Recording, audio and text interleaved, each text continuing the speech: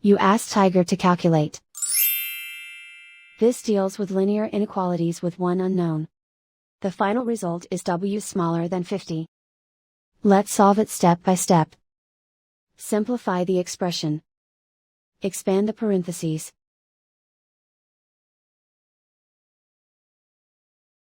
Group all constants on the right side of the inequality. Subtract 43 from both sides.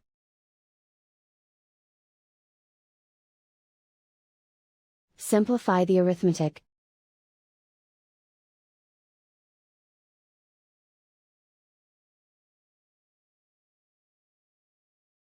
Convert the w into a positive number. Multiply both sides by -1. Whenever you multiply or divide by a negative, reverse the inequality sign.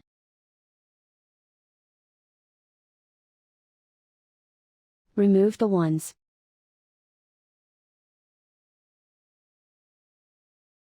Simplify the arithmetic.